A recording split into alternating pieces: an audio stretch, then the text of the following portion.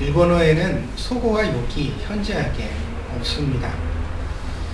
이렇게 일본어가 많이 순화되어서 굉장히 점잖은 언어가 되게 된 데는 세 가지 학설이 있습니다. 첫째는 사무라이 시대로 인하여서 말다툼을 조심하게 되었다는 것입니다. 사무라이 시대에는 길을 지나다가 무사끼리 서로 어깨만 부딪혀도 목숨을 걸고 칼로 싸우는 일이 흔했지요. 그건 법적으로 제재를 받지도 않았습니다. 그러다 보니까 당연히 이제 험한 말을 하면 곧 목숨을 걸어야 하는 거겠죠. 근데 우리가 사소한 욕을 하면서 목숨 걸 사람이 몇이나 있겠습니까?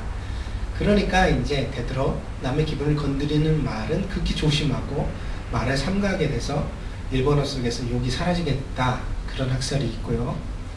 두 번째는 그 에도 시대에 이제 일본어를 통일어로, 표준어로 통일하게 되었는데, 그때 이제 관서, 관동 지방이나 저 남쪽과 북쪽 지방은 서로 일본어지만 너무 많이 형격하게 달라서 외국어와 같이 쓰여졌다고 합니다.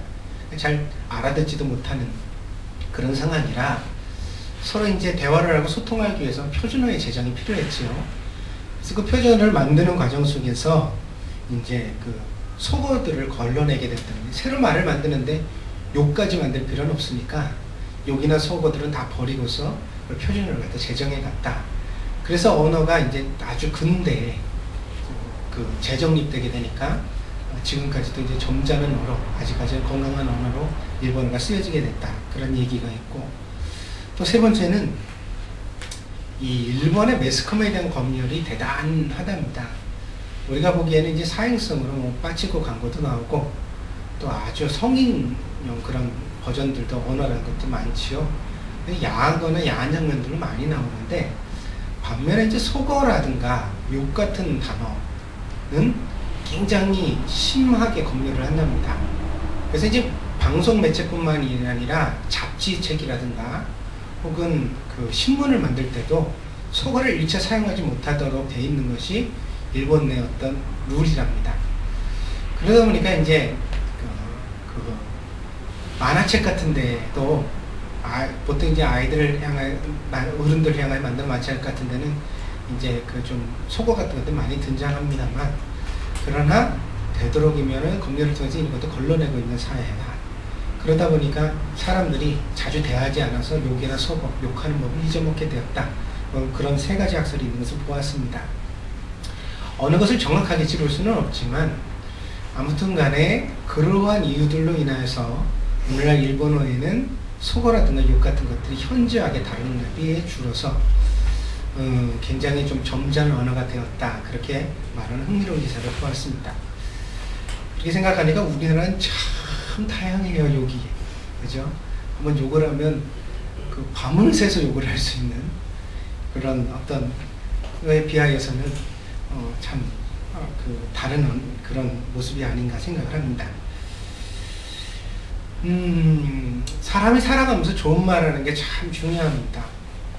그래서 되도록이면 험한 말 사용하지 않고 우리가 입을 열어 말할 때 같은 수준, 같은 의향의 언어라도 조금 격이 있게, 좀 교양 있게, 부드럽게, 그리고 상대의 마음속에 뭔가 감동을 전할 수 있는 의사표현이 분명한 그런 언어를 사용하는 사람들이 되는 것이 훈련이 필요하고 참 좋은 일이라고 하겠습니다. 노아라는 사람의 원래 이름의 뜻은 위로입니다. 그래서 창세기 앞에 보니까 노아의 아버지가 노아를 낳고 이제 참 수고로운 세상에서 내가 위로를 얻게 됐다, 그런 뜻을 담아서 노아라는 이름을 지었습니다. 노아는 어려서부터 참 부모님께 위로가 된 아들이었던 겁니다. 대단하죠. 보기만 해도 그냥 부모가 흡족한 기분이 좋은 아들. 또한 그는 좋은 신앙이었습니다. 하나님께서 그를 그 시대의 의인이라고 인정하셨고, 그래서 모든 사람이 홍수의 심판을 당할 때에 방주를 통해서 그의 온 가족을 구원하시게 하는 결정적 요인이 되었습니다. 그는 그의 아버지에게 좋은 아들이었고 또한 그 시대의 좋은 신앙인이었지만, 그러나 한 가지, 그는 과연 좋은 아버지였을까요? 신앙은 우리에게 가장 좋은 것을 제시하지만, 그러나 그것을 모두 따르고 순종할 능력이 우리에게 없다는 것을 성경이 말해주고 있습니다. 때문에 신앙인은 잠시라도 방심하지 말고 항상 겸손해야 합니다. 성경이 말하기를 섰다고 생각하는 사람은 넘어질까 조심하라 이렇게 얘기하고 있죠. 이건 무슨 이야기냐면 내가 신앙이 좋다 인정해요. 내가 그간에 실수하지 않고 인생을 잘 살았다 그것도 인정해요. 하지만 그렇다고 해서 지금까지 그렇게 살았다고 해서 지금 하는 현실의 결정도 앞으로의 미래도 내가 안전하다고 말할 수가 있는가? 계속 지혜롭다고 자신할 수 있는가? 인생은 결코 그렇지 않다는 거죠. 우리의 속담에 공든탑이 무너진다는 표현이 있습니다. 이게 무슨 얘기냐면 탑을 갖다 쌓는 게 얼마나 힘들어요. 옛날에는 아무것도 접착제를 사용하지 않고 쌓았으니까 울퉁불퉁 모양이 다 다른 것들을 쫙 이렇게 쌓아가는데 굉장히 많은 공력이 필요하죠. 정성이. 그런데 이렇게 쌓다가도 순식간에 밑에 있는 돌 하나가 이렇게 움직여지면 훅 거리가 다 무너져 내리게 되는 거죠. 쌓기는 어려운데 무너뜨리기 쉬운 거예요. 그게 인생의 한 원리라는 거예요. 우리가 좋은 것을 만들기는 쉬운데 그러나 그 좋은 것을 망치기는 참 쉬운 거다. 그래서 신앙이 좋은 사람도 인생을 실수 없이 산 사람도 어떠해야 되느냐? 더 조심하는 태도를 가지고 인생을 완성해 가야 돼요. 아, 내가 이제는 좀 됐지. 이 정도면 충분하지 않은가? 응? 나이를 갖다가 이 정도면 내가 먹었고 경험이 풍부하고 그러니까 이제는 내가 무슨 일이 와도 다 감당할 수 있을 것이다. 그렇게 생각하는 순간 우리는 결정적 실수를 통하여 돌이킬 수 없는 함정에 빠질 수 있다는 것입니다. 아들에게 수치를 당한 일종의 배신감을 우리는 본문 속에서 봅니다. 아버지로서 노아의 기분은 참 나빴을 겁니다. 자기 아들이 자기가 좀 노아가 포도주를 즐겼다. 이것도 화끈할 수는 없어요. 그렇지만 농사를 져서 포도를 거둬서 오랜만에 그걸 먹다 보니까 포도주에 취했어요. 성경이 자주 등장하는 얘기는 아니잖아요. 그러니까 노아가 만약에 처음부터 술주정뱅이였다면 술을 즐기고 임박한 사람이었다면 하나님이 그를 의인이라고 말씀하지도 않았겠죠. 더군다나 오늘 본문은 노아 홍수 바로 직후의 일이에요. 그래서 처음으로 이제 농사를 져가지고 포도 열매를 거두니까 기분이 좋았잖아요. 소출을. 그래서 자기 나름대로 좀 즐기고 휴식하고 좀 잔치하는 그런 분위기였단 말이에요. 그럼 그 전에 어떤 일이 있었냐? 홍수가 1년간 계속됐고 그 전에는 약 120년 동안 노아가 방주를 지었어요. 120년 동안 방주를 짓는 극한 노동 가운데 있었던 노아는 이제 무사히 모든 시험을 넘기고 안도감이 찾아왔을 것 같습니다. 그래서 포도주를 좀 가히 마시고 그러다 보니 수치를 드러내고 있게 되었는데 그것을 자기 아들이 보고 나가서 다른 형제들에게 수군거리며 흉을 보았다는 것입니다. 그래서 이것으로 인하여 노아가 분노하는 순간 자기도 모르게 아들을 향하여 심한 말을 뱉어내게 됩니다. 아버지로서 신앙인으로서 적절하지 못한 말, 다시 말하면 내 아들에게 저주를 받을지어다 라는 말을 하게 된 것입니다. 예전에 어느 랍비에게 말을 함부로 하는 제자가 있었답니다. 랍비는 이 제자에게 어느 날 자루를 하나 주면서 나를 따라와라 그렇게 말했습니다. 그러면서 그 안에 든 것이 아주 중요한 거니까 내가 그걸 지금 사용하려고 그러니까 절대로 흩어지게 해서는 안 된다. 그걸 쏟아버리거나 없어지게 해서는 안 된다. 하나도 그 안에 것이 절대로 버려서는 안 된다 그랬습니다. 근데 이제 절대로 열지 말라 그러면 어떻게 해요? 사람이 있고 판도라의 상자라는 그게 있잖아요. 심리가 사람이 열지 마라 그러면 꼭 열어보고 싶은 거예요. 랍비를 따라서 쭉 길을 가느니 들판을 지나가는데 이 제자가 너무 궁금한 거예요. 그래가지고 뭘까? 그러면서 포대를 갖다가 이렇게 싹 열었어요. 그 순간에 들판에서 마침 시원하게 바람이 싹 부는데 포대자루 안에는 아주 고운 그런 오리의 가슴털이 들어있습니다. 그러니까 바람에 훅 그러면서 이 들어있었던 오리털이 갖다 밖으로 풍겨져 나오더니 막 들판에 흩어져 내리는데 앞에는 랍비가 걷고 있고 절대 열어보지 말라 그랬는데 열어봐서 지금 오리털은 날리고 제자가 그냥 정신없이 허공에서 오리털을 잡으려고 안간힘을 썼는데 한번 날린 오리털은 절대로 손에 잡히지가 않았습니다. 이리 뛰며 저리 뛰면서 땀을 뻘뻘 흘리고 있는 제자를 향하여 랍비는 뒤돌아서서 빙그레 웃으며 말했습니다. 말이란 이와 같은 것이다. 한 번 입 밖에 나오면 어떤 방법으로도 그 원래대로 돌이킬 수가 없다. 말은 흩어지는 것 같지만 사실은 사라지지 않고 세상에 남는다. 그래서 말을 할 때는 3번 생각하고 말하는 것이 좋다. 그랬습니다.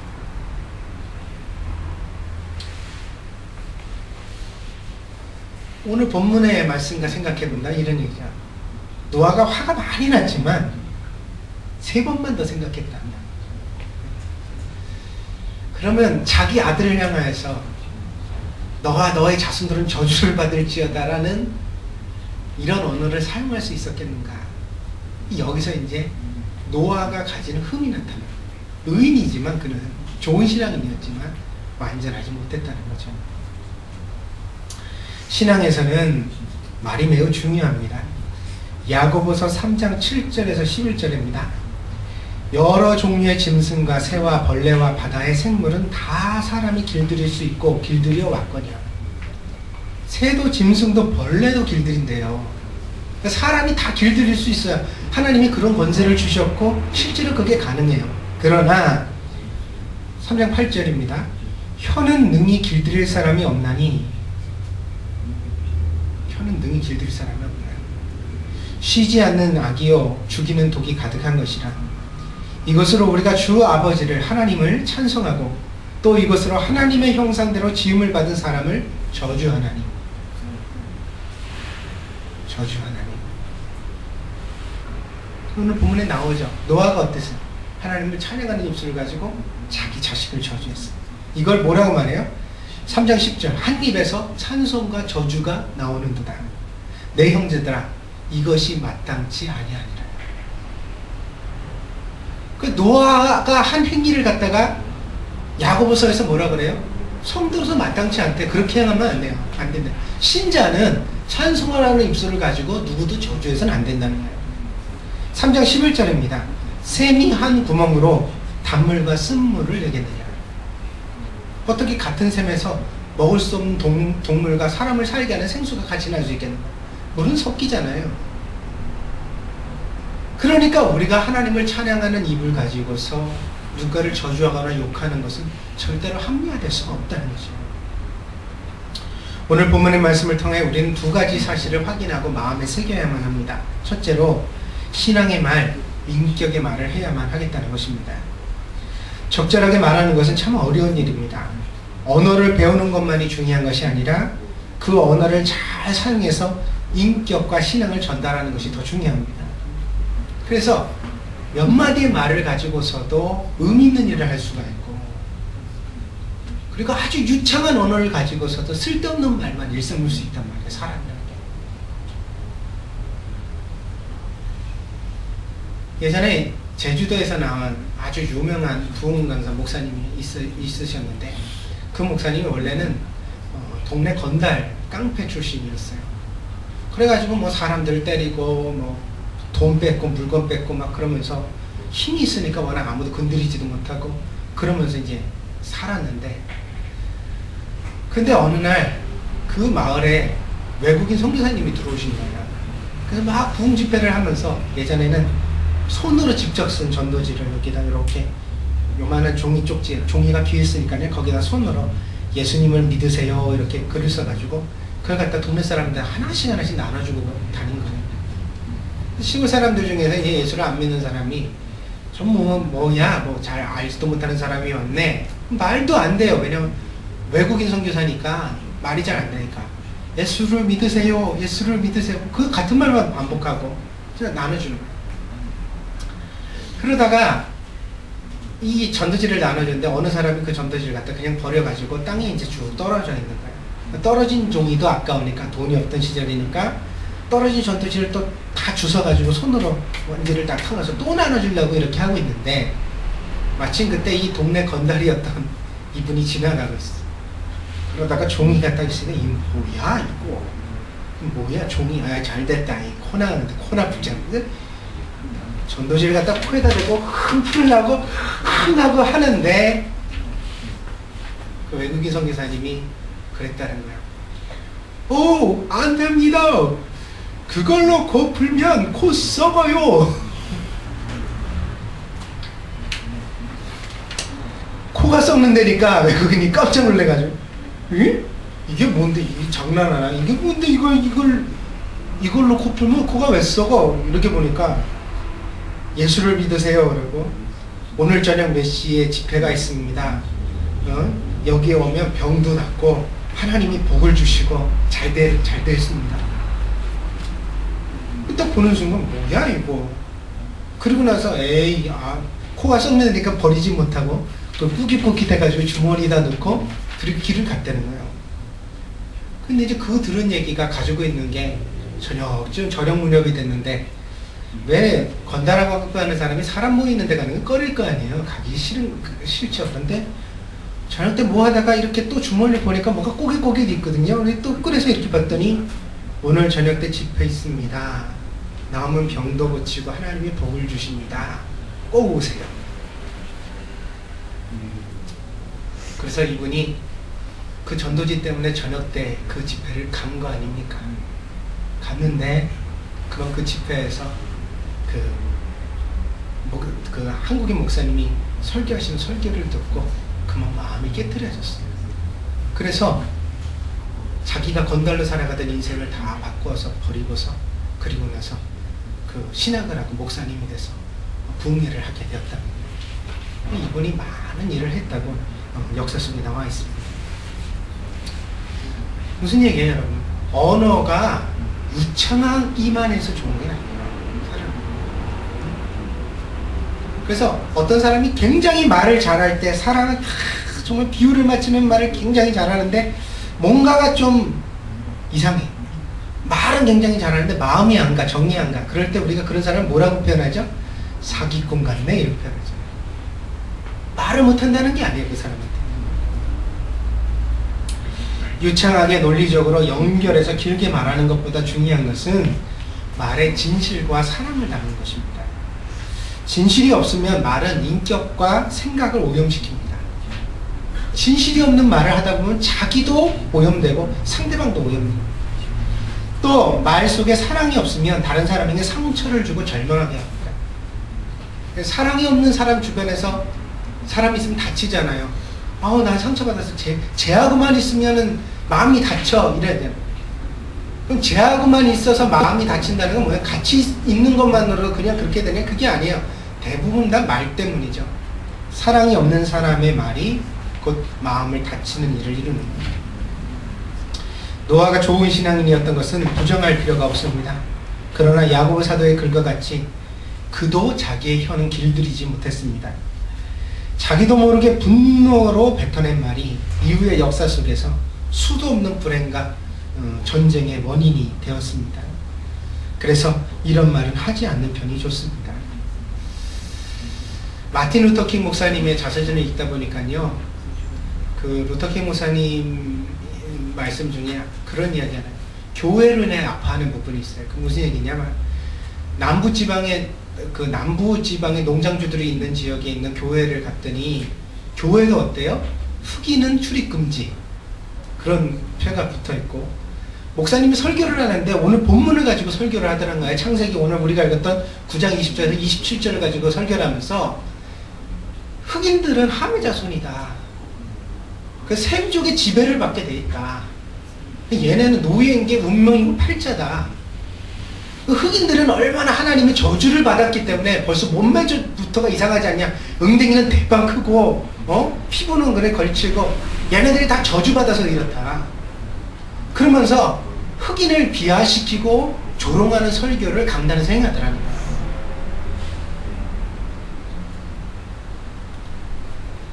그 마틴 루터킹 목사님이 그런 설교를 듣고 굉장히 가슴이 아팠다. 그러면서 왜 예수 그리스도께서 주신 그 말씀의 많은 부분들을 그냥 다 버리고 그리고 나서 이 노아의 이야기에 집중해서 그거를 마치 옳은 것처럼 설교하는지 이해할 수 없었다라고 이야기하는 부분을 읽은 적이 있습니다.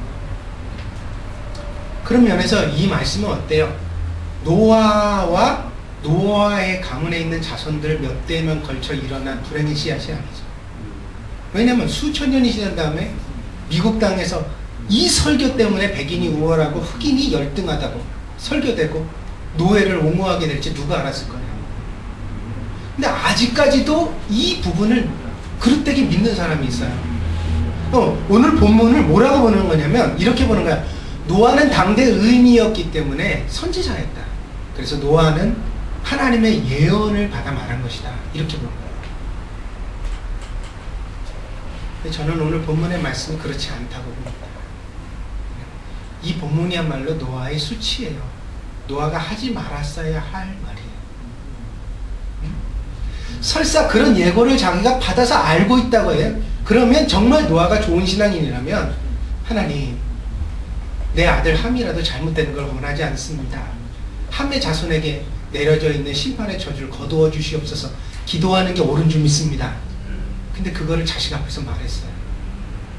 그걸 이야기함으로써 노아의 입을 통해 나간 이야기는 수천 년에 걸쳐 전쟁과 그 다음에 노예의 원인이 되어지는 그런 것이 되었다는 것입니다. 라비의 교훈과 같이 말을 하기 전에는 적어도 3번 생각해야 합니다. 이 말이 적절한가? 이 말을 듣는 상대방의 기분은 어떨까? 이 말에서 오해의 소지는 없는가? 이렇게 3번만 생각하고 말을 하면 우리는 삶 속에서 훨씬 더 지혜로운 사람이 될 수 있는 줄 믿습니다. 근데 우리가 미숙할수록, 신앙이 부족할수록 어때요? 생각을 안 하고 말을 뱉죠. 그리고 그 다음에 상대방의 반응을 가지고만 생각해요.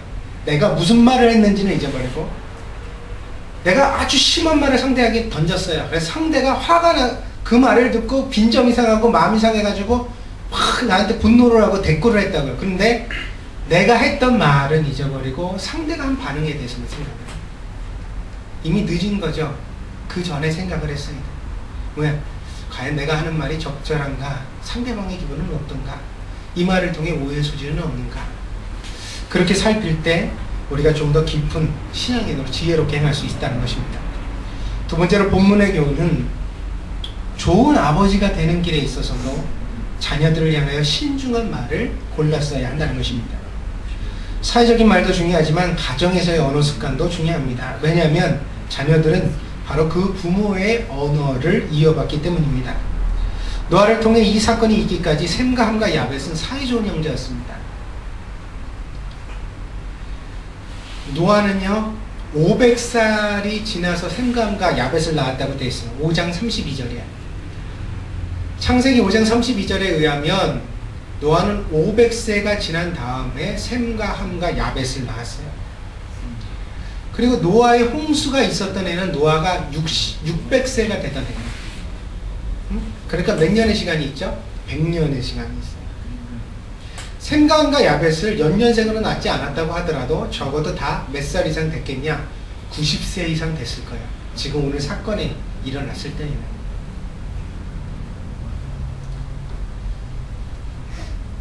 그러니까 노아와 노아의 아들들이 함께 방주를 만든 시간도 약 80년 이상이 됩니다. 왜요? 아들들이 보통 한 20살쯤 먹으면 아버지를 도와줄 수 있잖아요. 노아가 방주를 짓는데 처음에는 그냥 이렇게 심부름만 하고 왔다 갔다 아장아장 했겠지만 한 20살이 된 이후로는 같이 아버지와 동업을 했죠. 방주를 짓는데 가족이 다 동원돼서 80년을 같이 같은 일터에서 일을 했으면 형제가 어땠을까요? 사이가 당연히 좋았겠죠. 그래서 본문에 나오는 셈과 함과 야벳은 미숙한 사람은 아닙니다. 지금처럼 노아가 진행된 것은 아니지만 적어도 3명 다 100살 가까이 되었을 것입니다. 때문에 노아가 분노하는 것도 이해가 갑니다. 왜요? 어린아이면 이해해 줄 수도 있지만 다 컸는데 벌써 성인이 한참 전에 됐는데도 아버지의 허물을 그렇게 드러내는 셈의 행위, 그 함의 행위는 굉장히 뭐라 그럴까요? 부당한, 자식으로 적절치 못한 행위였죠. 또한 본문에 등장하는 셈과 야벳의 정중한 처리 역시 이해할 수 있는 부분입니다. 그렇죠? 아버지 하체를 보지도 않고 웃더리를 등에다 걸더니 뒤로 걸어 들어가서 아버지한테 다 걸어드리고 가려드리고 그리고 자기들은 나왔대요. 이게 청소년이 할 수 있는 행위가 아니잖아요. 그러니까 이 셈과 야벳이 이미 한 80세, 90세 이렇게 되는 나이니까 충분히 아버지한테 그런 예의를 표할 수 있었겠죠. 그렇기 때문에 덧붙여서 더 함의 행위는 굉장히 미숙하고 잘못된 행위죠. 하지만 이런 상황의 논리라 모든 것을 덮을 수는 없습니다. 설사 함이 아무리 잘못을 했더라도 노아는 아버지로서 함을 저주해서는 안 됐습니다. 이것이야말로 부모의 사명이며 인격이기 때문입니다. 그러나 노아는 잠시 분노로 이성을 잃었습니다. 노아가 세상을 떠난 것은 950세입니다. 홍수에 350년을 더 살았다고 했습니다. 이후의 10장은 셈감과 야벳으로부터 온 세상의 민족이 만들어져 갈라진 것을 보여주고 있습니다. 그런데 이때부터 이미 분쟁과 전쟁의 역사가 시작됩니다. 10장에 들어서면 이미 민족이 다 갈라졌는데, 민족이 갈라졌다는 게 무슨 얘기예요?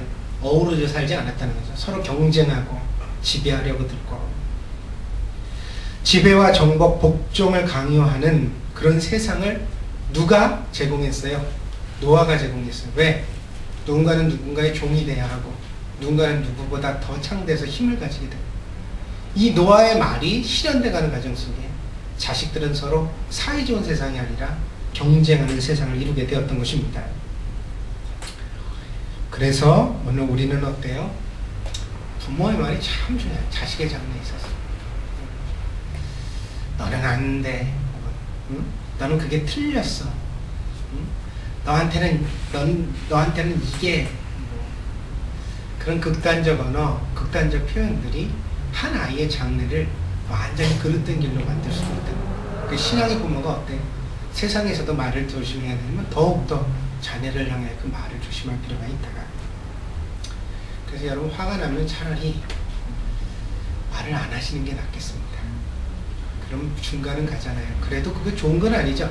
빨리 풀고, 그리고 난 좋은 말을 해줘야지 그게 사명인데, 만약에 그럴 수가 없다면, 뭔가 말이 나오면 욕부터 나올 것 같다. 그러면 일본어에 욕이 없다고 그러니까 일본어를 쓰시든지, 되도록이면. 그것도 적절치 않으면 어떻게 해요? 하지 마세요. 조용히 하시라고. 경우에 맞는 말은 천금보다 귀합니다. 한 사람을 살리기도 하고 절망을 희망으로 바꾸기도 합니다. 말은 그렇게 능력이 있기 때문에 중요한 겁니다. 그래서 잘 써야 됩니다. 노아처럼 순간적인 감정으로 함부로 말하지 않도록 합시다.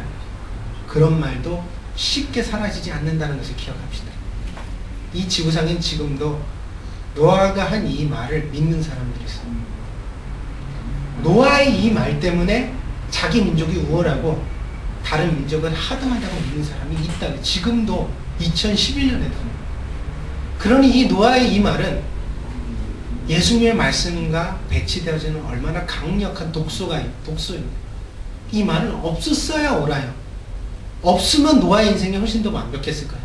그러나 이 말로 인하여 노아는 치명적 신앙의 약점과 오점을 남긴 거예요. 사람은 죽었는데 950세도 짧지는 않죠. 참 긴 인생을 살았잖아요. 그렇지만 그러고 죽은 이후에도 노아가 한 말은 살아서 지금도 역사합니다. 어쩌면 그런 말로 인하여 우리가 자주 큰 불행을 겪게 되는지도 모릅니다. 여러분 부모님이 여러분에게 남겨준 말, 그렇죠? 여러분이 어디서 들었던 말이 여러분의 인생을 지금도 영향 주고 있을지 모릅니다. 그래서 어때요?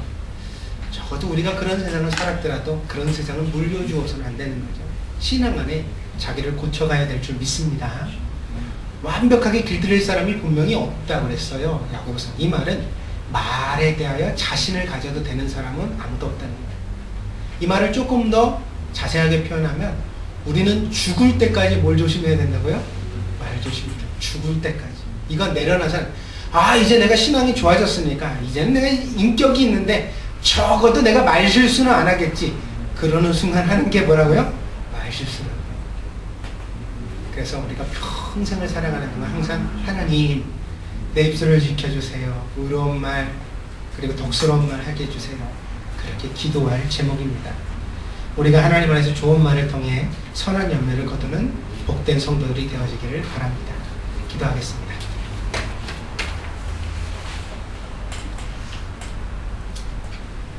평생을 신앙 가운데 참 선하고 의롭게 살았던 노아가 한순간의 분노를 참지 못해 그만 자기 자식을 저주했습니다. 그리고 그 말은 지금도 살아 역사에서 인류 속의 전쟁과 그리고 불행의 원인이 되고 있습니다. 하나님, 오늘 노아가 했던 이 말을 통해 우리는 말의 놀라운 능력, 특히 부정적인 그런 능력을 다시 한번 발견하고 깨닫게 되어집니다. 하나님, 우리의 입술을 통해 나가는 말이 이런 열매가 되지 않도록 하나님께서 막아주시고 도와주시기를 원합니다. 정말 평생을 살아가는 동안 나의 가정 속에서 그리고 만나는 사람들 가운데서 덕스러운 말, 하나님이 주신 의로운 말을 사용할 수 있는 그런 사람이 될 수 있도록 하나님 도와주시옵소서. 항상 기도하게 해주시고 좋은 말을 하기 위해서 기도하게 해주시고, 그리고 항상 입술을 벌려 말하기 전에 적어도 3번 생각할 수 있는 그리스도인이 되게 해주시옵소서. 그래서 우리를 통하여 나가는 말이 선한 영향력을 가지고 하나님의 열매를 맺는 그런 말이 되게 해 주시옵소서. 하나님 함께 하시길 원하며 모든 말씀 예수님의 이름으로 기도했습니다. 아멘.